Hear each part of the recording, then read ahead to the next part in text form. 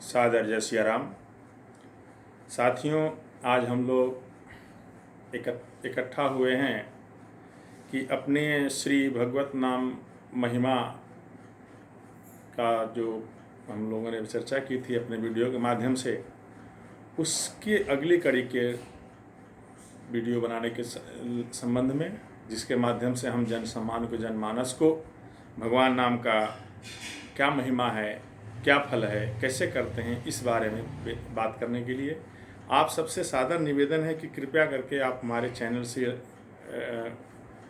Doctor Om Prakash मानस रसिक YouTube channel को जिन्होंने subscribe नहीं किया सब्सक्राइब कर लें और बेल की घंटी बजा दें। आइए हम लोग उस चिंतन को आगे बढ़ाएं जिसके माध्यम से हम लोगों ने यह जानना चाहा था कि किस प्रकार से प्रभु के नाम का स्मरण करके हमको क्या फल मिलता है, क्या लाभ मिलता है। अनेक ग्रंथों में यह कहा गया है कि भगवान का नाम जो है पतितों को पावन करने वाली है। असाध्य अकाट जो कष्ट हैं उनको भी भगवान के नाम का महिमा के द्वारा, भगवान के जाप के द्वारा, भगवान के चिंतन के द्वारा, भगवान के जपन के द्वारा कम से कम उत्तर किया जा सकता है। ऐसा अनेक जगह पे देखने को मिला है। हमारे ग्रंथों में हमारे सद्गुरुओं ने, हमारे ऋषि मुनियों ने जो हमें व्यवस्था बनाई है, कहा है कि प्राचीन काल में देखा जाए तो जब सतयुग था तो सतयुग में जो यज्ञ आदि करने पर, बड़े बड़े हवन पूजा करने पर, सत्य आचरण करने पर, चतुर्थिक प्रकार से भगवान की सेवा करने से जो फल मिलता था, त्रेता में जो अच्छे कर्म करने से, यज्ञ पूजा पाठ हवन आदि करने से, दान पुण्य करने से जो फल मिलता था, और द्वापर में जो फल सब कुछ सारे प्रकार से भी षोडशोपचार करके भगवान के पूजन करके जो फल मिलता था, वो सारे फल इस कलिकाल में, कलयुग में सिर्फ भगवान नाम का लेने मात्र से मिल जाता है। इतनी सुंदर व्यवस्था इस कलिकाल में है कि यह कलिकाल न साधन दूजा, कहते हैं इससे अलावा दूसरा कोई साधन है जिससे भगवान की प्राप्ति हो सके, भगवान की चिंतन हो सके। ऐसा प्रयत्न होता रहना चाहिए मनुष्य के द्वारा। कबीरदास जी ने जो युग पुरुष थे, जो समाज के ऊपर एक आईना दिखा के गए हैं, उन्होंने कहा कि सांसों सांस नाम जप और उपाय कछुना ही। ऐसा उन्होंने इसकी बात कही कि हर सांसों पे भगवान का नाम का जपन होना चाहिए, चिंतन होना चाहिए, मनन होना चाहिए। इसके अलावा इस कलिकाल से बचने के लिए कोई दूसरा साधन नहीं है। इतना सुदृढ़ और कठोर भाषा में उन्होंने इतना साफ साफ कहा है कि हर सांस पे भगवान का नाम का सुमिरन हो। यह हो कैसे, ये प्रारंभ कैसे हो, इसके लिए बड़ी कठिनाई है। कहते हैं कि कठिन से कठिन श्रम कर ले आदमी तो जितना नहीं थकान होता, उतना अगर 10 मिनट 5 मिनट भगवान का नाम का सुमिरन करे लगातार तो बहुत कष्ट होता है, बहुत थकान होता है। इसमें अभ्यास की आवश्यकता होती है। अभ्यास कब होगी? जब हमारा चिंतन होगा। और चिंतन कब होगा?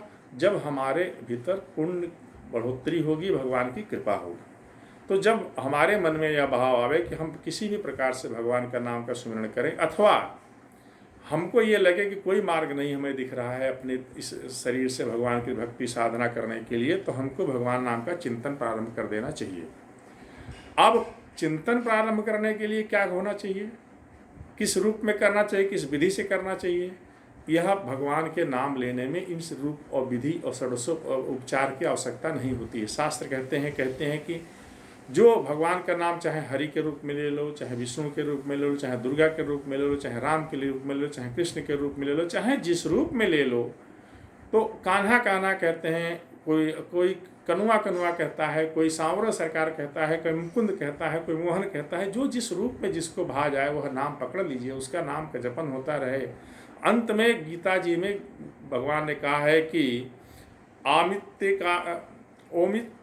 ओमित एकाक्षर ब्रह्म बाहरान मामो स्मरण या प्राप्ति त्वज्य नाम देह स याति पराम गतिम। जो कहते हैं भगवान गीता जी में 8वां अध्याय का 3रा श्लोक है कि जो ओमकार एकाक्षर मंत्र है, जो ब्रह्म के स्वरूप है, उस एकाक्षर मंत्र का जो जपन करता हुआ नामनी, यानी कि जो मेरे नाम को ओमकार के माध्यम से जपन करता है और स्मरण करता हुआ शरीर त्याग देता है, उसको, उस पुरुष को मैं अपनी गति देता हूँ, यानी कि मुक्त दे देता हूँ। यानी कि मरते समय अगर मुँह से एक बार भी जिसका स्मरण चिंतन हम करते हैं, उसका नाम निकल जाए तो भगवान उसको अपने धाम में बुला लेते हैं। जैसी हो मति वैसी हो गति, और जब गति हो, अंत में गति हो, तो उस समय अगर भगवान में मति हो, भगवान के नाम का स्मरण हो, तब हमारे जीवन में अपने आप भगवान का फल बरसने लगता है। और सुमिरन इस तरह से हो कि जब सांस भीतर आवे, जब सांस बाहर आवे, तो भगवान का नाम का उच्चारण होता रहे, चलता रहे। इसी को कहा गया है तुलसी जाके मुख से, तुलसीदास जी ने कहा है कि तुलसी जाके मुख से धोखे निकसत राम, ताके पद की पनही मोरे तन की खाल। मेरे तन का खाल उस व्यक्ति के पैर की पनही बनने को तैयार है। मैं अपने तन के खाल से उस व्यक्ति को पनही बनाने, यानी चरण पादुका बनाने को तैयार हूँ कि जिसके मुख से धोखे से भी एक बार राम निकल जाता है। इतना सुंदर महिमा है इस राम नाम का, इस भगवान नाम का। कहते हैं राम जी का नाम लेते, भगवान का नाम लेते लेते, श्री कृष्ण भगवान का नाम लेते हुए, राम जी का नाम लेते हुए, हरि विष्णु जी का नाम लेते हुए अनेक उदाहरण मिलते हैं। भक्त प्रहलाद, ध्रुव, और यहाँ तक कि महर्षि नारद जी ने भी भगवान नाम का स्मरण करके सब कुछ पा लिया, परम पद को पा लिया। और कहते हैं कि एक मंत्र आता है जिसको षोडशोपचार मंत्र कहते हैं कि हरे राम राम राम हरे हरे, हरे कृष्ण कृष्ण कृष्ण हरे हरे।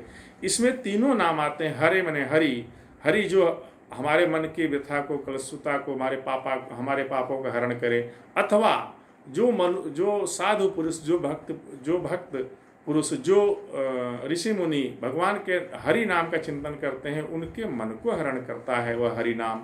उसी प्रकार से कृष्ण नाम है।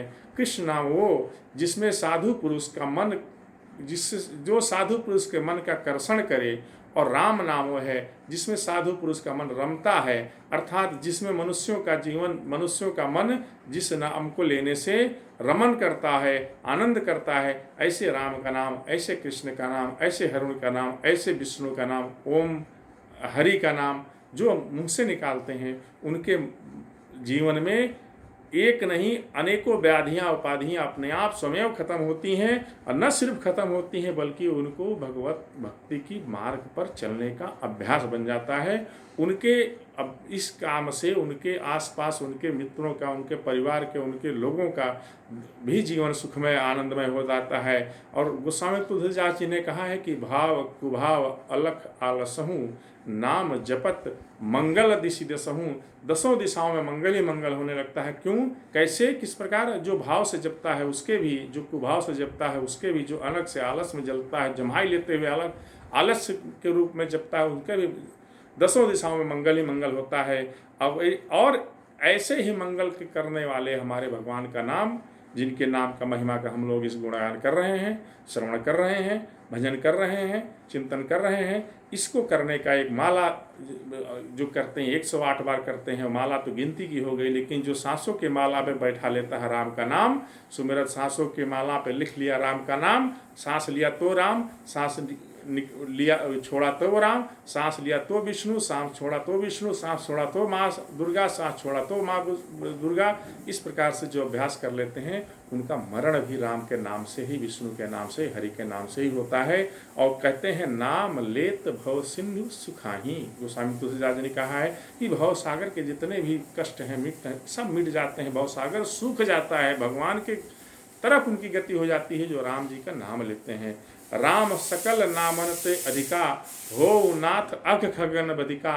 उसमें भी जो राम जी का नाम है उसको भगवान से वरदान स्वरूप नारद ऋषि ने ले लिया है, मांग लिया है कि हे नाथ, मुझको आप अगर मुझ पर कृपा करके यह वरदान दे दीजिए कि आपका जो नाम है वो का नाम राम भगवान के सारे नामों से, राम सकल नामंतेरिका, हो नाथ अघ खग गणपतिका।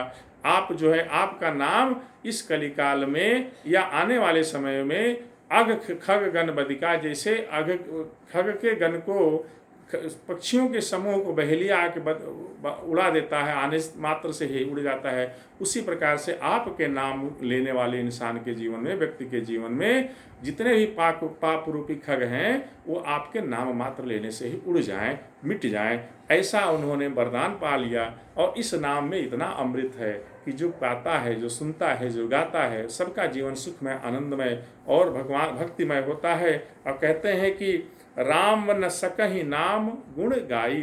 राम जी के नाम में इतनी महिमा है, इतनी प्रताप है उनका कि राम जी स्वयं अपने नाम की महिमा का गुण नहीं गा सकते हैं। इसलिए हमें अपने जीवन में श्री भगवत नाम का महिमा को जानते हुए, समझते हुए हम सब अपने इसको अपना लें जीवन में। किसी नाम का सानिध्य ले लें, किसी के गुरु की आप नहीं कर पाए कोई बात नहीं, ये नाम को ही गुरु बना लें और नाम के गुरु बना के नाम को ही अपना जपना शुरू कर दें।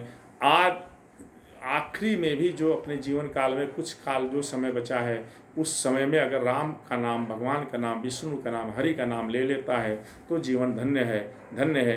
पिछली बोगी में भी बैठने वाले को भी यात्रा पूरी होती, चाहे गार्ड के साथ ही क्यों न बैठा हो वो। उसी प्रकार से हम लोग जीवन में जिस पल में भी हैं, क्यों? क्योंकि मनुष्य जीवन योनि में ही, मनुष्य जीवन में ही हम भगवान का नाम ले सकते हैं। और किसी योनि में हम पाप अर्जित नहीं कर सकते, पाप खर्च करते हैं उसमें, लेकिन भगवान का नाम लेने के लिए हमें मनुष्य जीवन प्राप्त करना पड़ेगा। न जाने कब यह बात बने और न जाने कब यह समय आवे कि हम दोबारा भगवान का मनुष्य पावें, यह इसकी इंतजार नहीं होना चाहिए, आएगा भी कि नहीं आएगा। जो जीवन है, जो काल है, जो समय है, राम जपते रहो, काम करते रहो और राम जपते जपते अपना काम करते रहेंगे। न जाने कब किस घड़ी में हमें भगवान का बुलावा आ जाए, उसके पहले हमें जाने से पहले कुछ न कुछ थाती लेके जाएं। आइए हम लोग, आप सबसे यह निवेदन है मेरा कि कृपया करके आप सभी लोग प्रभु का नाम का स्मरण करते रहिए, भाव में चिंतन में रहिए। आदि व्याधि उपाधि अपने आप स्वयं खत्म हो जाएंगे। और इसी के साथ अपनी वाणी को विराम देते हैं। जय श्री सीताराम।